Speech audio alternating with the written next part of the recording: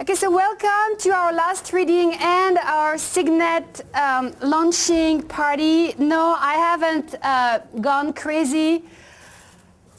I am just wearing feathers and pretending I'm actually a little swan, a Signet. So tonight we have a lot of things going on, and one of our main events tonight actually is our guest, our last guest for the Visiting Writers reading series. And he's a poet, another poet. His name is Scott Wilkerson. And I'll give you a little bit of information about Scott. Carey Scott Wilkerson is a poet and a theorist, and he is a member of the English department at Columbus State University, where he teaches literature and creative writing. He is the recipient of a 2009 Lillian E. Smith Center for the Creative Arts Fellowship. His book of poems, Threading Stone, was published in 2009 by New Plains Press.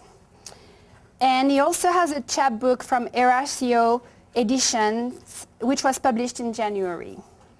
He holds an MFA in creative writing from Queen's University of Charlotte in North Carolina. And I met Scott at a reading. We were both actually reading at the same time, and I was thrilled that I was meeting another poet who has migrated to Georgia. Although I must say many poets might migrate out of Georgia since the Georgia Art Council is getting bankrupt. But anyway, so without further ado, please welcome Scott Wilkerson. Thank you so much. Can you hear me? Very well. Permit me first to thank you, the students, for having me, and to congratulate you and to sort of just give you a sense of my delight at the spectacle of your lovely campus. I believe that I saw, if not 7, then at least 2 swans a-swimming outside, and perhaps the other 5 are in here with us tonight. Merci beaucoup, Professor Bird, also Professor Goodman. Thank you so much. Here's a list of things you're going to need. This is the toolkit. For this experiment, you will need projections of other places, disciplines of irony. You will need the Doppler effect, a line item wrecking crew, one of these, or 2, or 3, and your dignity, a well-made chair, a theory of needles, goggles, and a scarf trailing behind you because this happens fast. For this experiment, you will need the undeserved trust of scholars, notes scribbled on a peeled apple or a pair of apples. You will need declarations of love, lapses in clear thinking, blisters from holding on, a gun at your temple, some clarity on mysteries, a theory of shoes left on the roadside, a left shoe. Triumphalism with respect to cake, this photograph of a spruce, more than you can take, all that remains, whomever you think will listen. You will need unhappy secrets. You will need a way out. You will need something to read, to soften, to frame, to jostle, to rebuke. Something to condemn, something with waves in it. You will need distortions and polygons and unfair assessments. You will need a tongue phantom, an incomprehensible questionnaire, neighbors peering through the blinds. You will need cliché, pastorals, invective, compression, hieroglyphics. And for this experiment, you will need good intentions, dark suspensions, and the glossary of a life lived in lists, in careful negotiations, in boxes, in Mobius strips, in trouble, in fact, in case. You will need, for this experiment, everything you lost each time you forgot, one by one, evasion, convection. You will need to ask for directions for this experiment to work, to yield, to transpose, to falter, to fail. You will need it all, and don't you know, you will need a coat.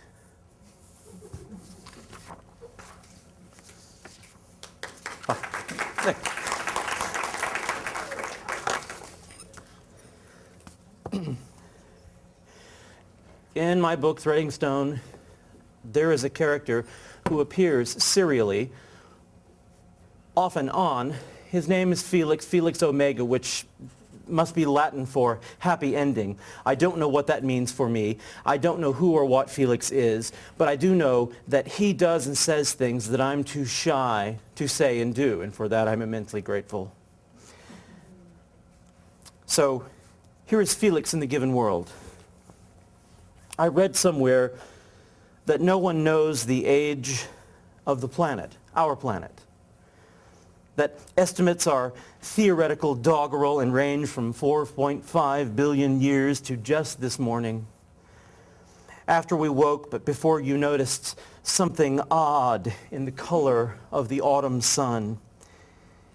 In the dream, you wondered aloud why, as a matter of style, I sometimes repeat myself, why I say things twice. And not only that, but also why other times I do not. Your objection, I understood, turned on the question of intent and perhaps also content, if that makes any sense. And even if it does not, that's how it was. Will you believe my true story of whirling and swooping on a tire swing and feeling as though I were clinging to the pendulum of an absurdly large clock?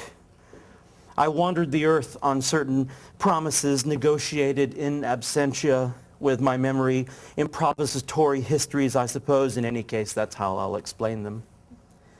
Touching the light, filaments of gray in my hair, touching the night.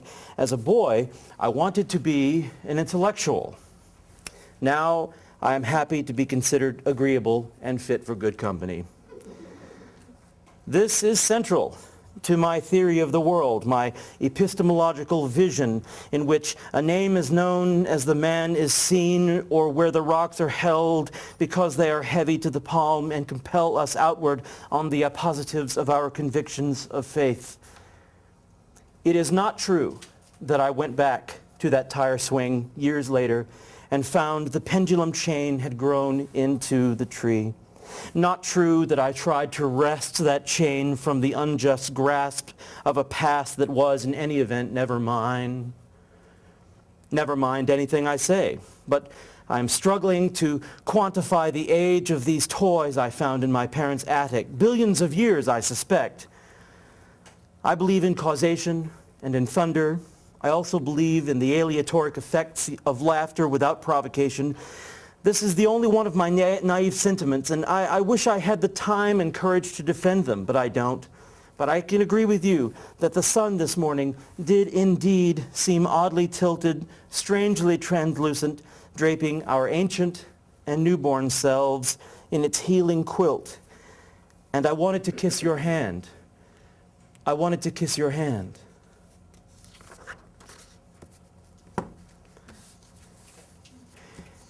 Oh.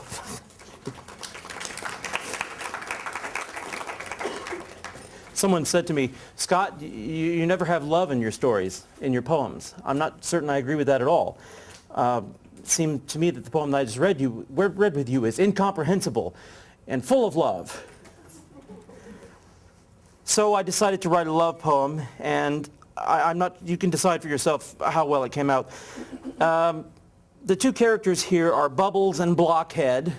It seems to me that the characters are Bubbles, the feminine, and Blockhead, the masculine. I don't know why. I guess just kind of old-fashioned.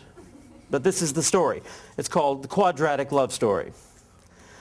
Blockhead thinks of factorials or dreams of a theoretical prime.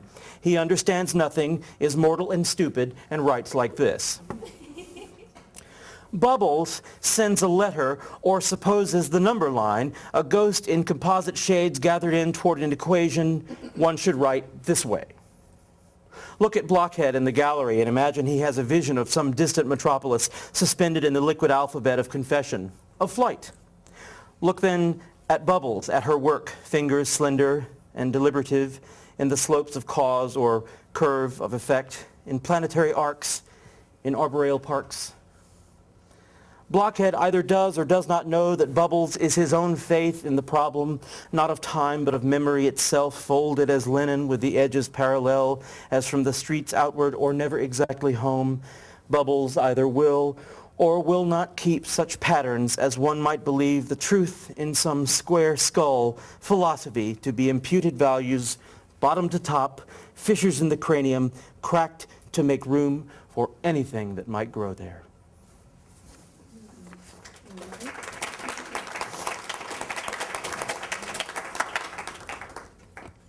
Thank you.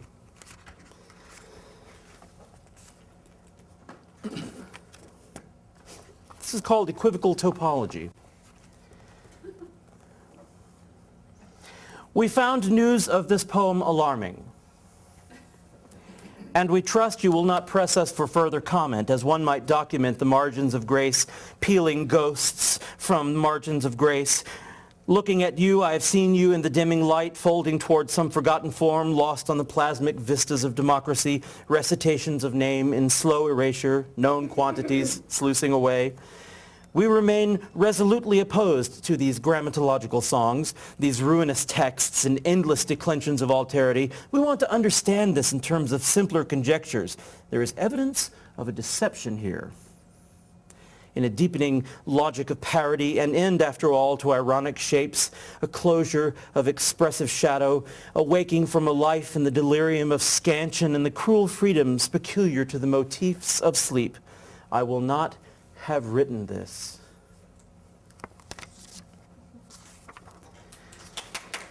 Oh, thank you.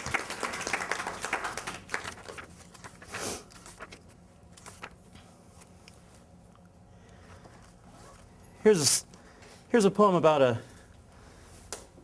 a difficult relationship. It's called Rural Roots. You said you wish I were more communicative, so I'm telling you now that I have complicated feelings about kudzu. Observe its vines seducing our telephone wires, its filaments tickling through my conspiracy of whispered conceits. I could say I'm growing eager just to test the spatial properties of my deceptions, the way one just supplants the other with a certain seed of aplomb. But I want to be honest about my kudzu, its misappropriation of this world arcing away from our hands and dirt in a semiotics of entanglement. I have always understood my kudzu was never the pliant rotation of domestic vegetable you had wanted, but rather a dream of looping tendrils and indecorous curlings through the rhizomic root ball of desire. Love's wet roots reaching out of themselves, a rhetoric of chords and splines. You won't have to tell the neighbors why I moved into the backyard into my mother's two-tone green Chevelle. A topiary now, absurd on blocks. My inquiry into savage florologies on rural roots, rust and rind in my kiss. Give us then this kudzu, our native tongue in bitter pulp, peeling paper of leaves and palimpsests in the Alabama mud. Give us this kudzu in Ariadne's clue, reasoning backward to the terminus in summer skein, threading through August mists and minotauric arts of return, secret recursions across dirt road republics held by reduplicative snare in the unwinding yarn of my poem splitting pods and redolent blooms, a truth of kudzu in the binding of my books, the light across my table, the patterns on your sundress, the philosophy of my harvest, the intorsions of our sleep.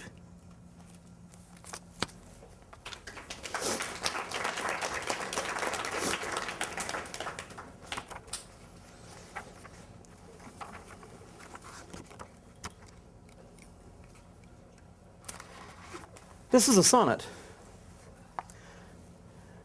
or was. Right on. It's called Notes Toward a Failed Theory. Thank you for this sonnet, which I regard as evidence of the goodwill between us, and more than merely suggestive of the strangeness developing around here. I used to believe the logical positivists were converging onto something, a real insight into the structure of this world. Now I'm not so sure.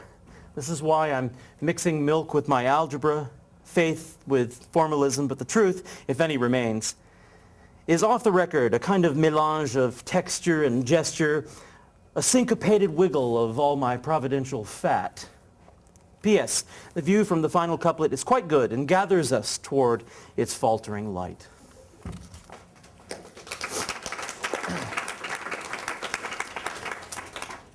You'll forgive me, I haven't really kept track of my time. How am I doing?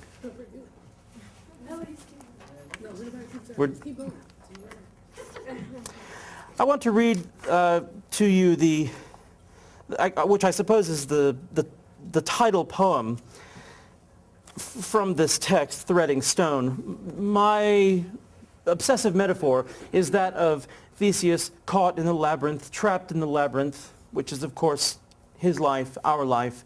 His labyrinth is our own, and we have to find our way out. If we don't, we of course are, taken to task and perhaps at last consumed, otherwise eaten, molested, troubled by the Minotaur in the center. One hopes, of course, always to find that thread, the thread left by Ariadne, which is in fact a clue of yarn. Truly, we need to find our clues out of the labyrinth. This is the title track, I guess, to Threading Stone.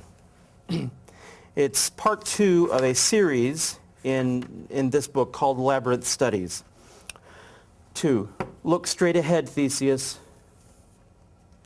This will have been you or one of your unresolved knots, bound in philosophical commitments, dreaming in the dark and tracing as from particles stretched on the plane of your corners a skein of shadow draping from the seams pressed into these putative walls.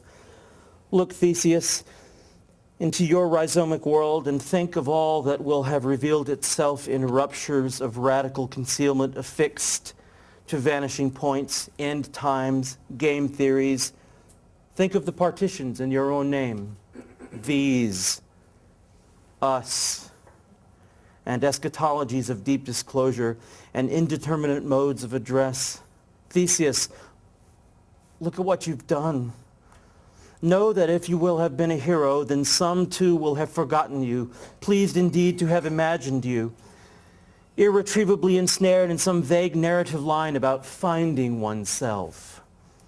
You will not have been conjecture or song or existential placeholder, something aphoretic in the causal chain, plural synthesis of a priori singles. These are your monsters, real or imagined, and you cannot know what they mean to us, who will have known you to wander as from terminus to tangle, threading the stone through that recombinant night.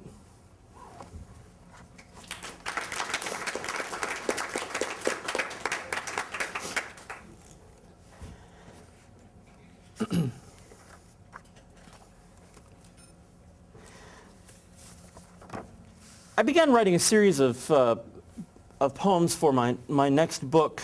Of course, I'm still pushing this one, but the next one I think is out in February, and I haven't quite yet resolved some of the formal problems of that text, but I'm writing shorter poems with a prescribed form. Of course, this is called the Nunce form. These are Nunce exercise, and my form is a series of 7 poems.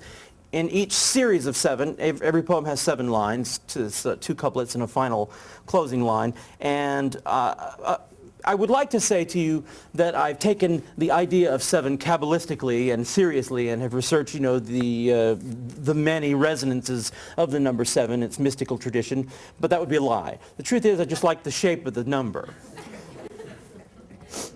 But there are many excellent 7s about which one could write poems. This is called the 7 Sisters, otherwise known as the Pleiades, a constellation. 7 Sisters. Alcyone, rest from your whirlwind's brutal embrace, these conjectures of silent rooms where conjure the storms, their weight in water waves to the shore, their propagation shredded, pushed as Poseidon's palm flat. Asteria, Bleed some light into this poem held too close, my eyes perhaps blinking into the lens and dimming before grim postulates and deflections proper to properties little understood in these remote laboratories where illuminations leave a trail and trails away. Kailano. A book is what it means to look through the window for evidence of the pain. Itself a vague proof of one's own disclosure, the reciprocity, the shallow vein of desire and confused chronology, written from tears in the seam. Merope. I am listening to you as you speak to the garden, which blossoms to your voice, archaic and precise as the geometry of honeycombs and strange as new music pouring through my roots. Electra. I'm wondering at the Tesla coil and whether lightning made here is a fatal vision of trust in unseen forces or forces that same trust in the unseen. As one might think of the Bohr atomic model stripping love's outer shell from the dreaming child and powering deep the machines of Atlantis. Maya. My mother is standing in the doorway proofreading the newspaper, searching for errors to correct, to bring their need into the home she has made with mysteries and potions in careful hands read under hot water washing a memory of tomatoes of summer. Taigeta. Tell us whom your sisters take to be their reference in this tale. Syntactical others blurring in clusters of secret reasons. 7 daughters, a tragic ambit of 4 comic seasons. Our quiescence and why this coalescence, this sky.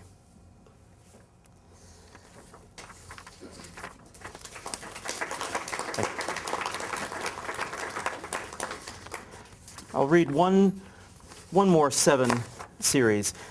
The title of this poem is 7 centered heptagonal numbers of the form 7n squared minus 7 plus 2 over 2. And it turns out that the numbers that fit that formula are 71, 106, 8, 22, 148, 43, and 1. 71. In a box, there are 70 letters of uncertain authorship, I think, and I wonder if it amuses you now to know how I answer every one of them. Dear sir or madam, here is what you wrote and lost to some certain silence, and this is my silent reply. 106. It's true. I counted the number of times I believed someone to be just on the other side of a door that was not strictly speaking part of the floor plan in my house. Of course, I could stop this nonsense and get on with the proper business of life. This, however, requires both opening the door and losing count. 8. I wanted so much to be 8 years old because the shape of the number itself seemed to confer wisdom, or perhaps the freedom to retrace its pattern for an entire lifetime, endlessly recursive, a Mobius strip without credentials, the symmetry of my dying brain, infinity standing on its head. 22.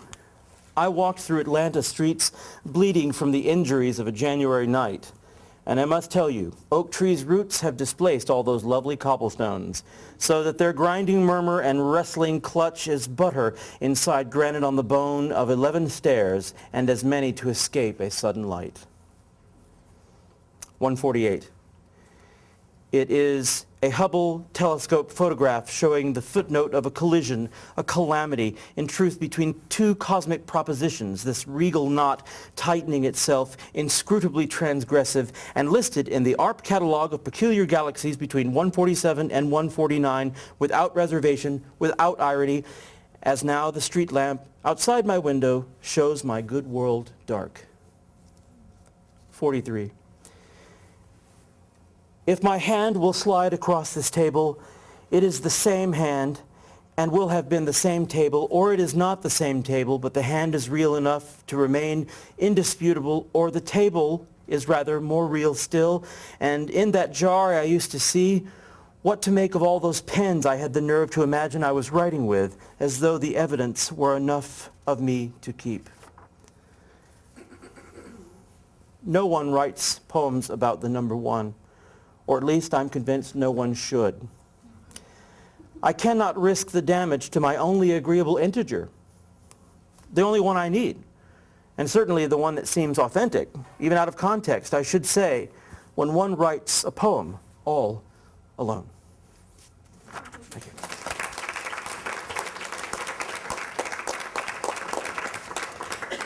I think perhaps this will be the last one.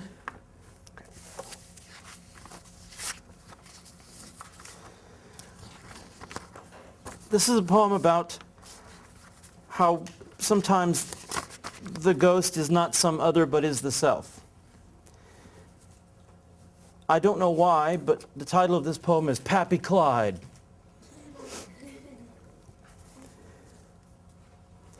Yes. I remember I had an uncle who told me that there was a monster in a closet in his home. The monster's name was Bobo.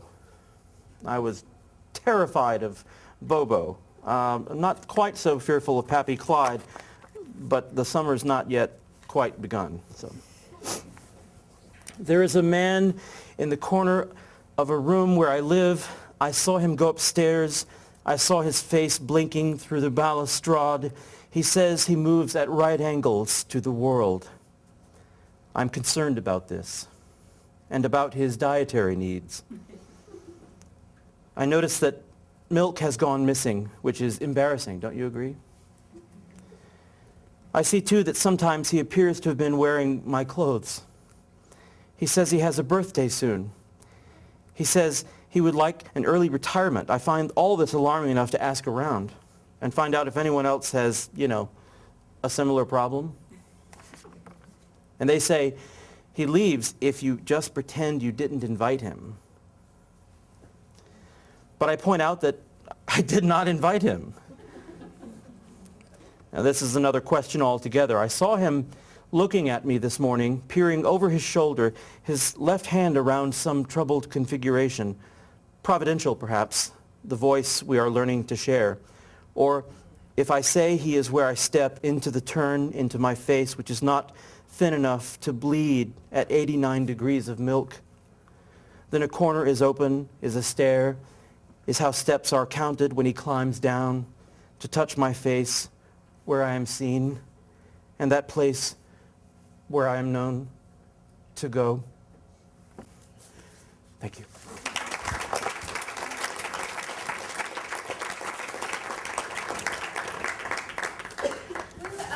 We'll take a couple of questions from you, from the audience, if you have any questions. I have a question. Yeah. Okay. Which question? Well, I just wanted to know, numbers seem so prominent in your poetry. Did you used to be like a math? I'm a failed mathematician. Not only can I not tell time on an analog clock, I cannot do long division if there's more than 2 digits in the divisor. And yet, I long to be able to speak that language. I want to touch that world. It seems so important and beautiful to me. So that's why. That's right. And your question? Who is Pappy Clyde? Yeah. I'm afraid if I answered Pappy Clyde, then if I answered a question about Pappy Clyde and his identity, that the consequences would be grave indeed. So. Sort of like looking in the mirror and saying, is it Hail Mary? Yes, that's right. Maybe he'll appear. Although, of course, the worst but the nightmare is that you are Bloody Mary, right? That the thing looking back at you is just you, is the real you. That seems like a cliche, but all of you as writers. Pardon me? I still won't do that. Indeed, no, nor will I. Nor will I. I'm a Southerner. There's no way I'm doing that. Okay. Thanks. It has been an extraordinary pleasure, truly, truly. All right, one more. Yes, sir. So, for Pappy Clyde, the concept of, or rather the story of Carl Jung, finally even influenced that whatsoever? Well, you've asked all the right questions. Yes, there is definitely a Jungian component to much of these alternate persona that I create. And I'm glad that you didn't say Freudian, because I wouldn't want to know what it meant if my alternate persona were drinking milk in the Freudian context, you know. But thanks much.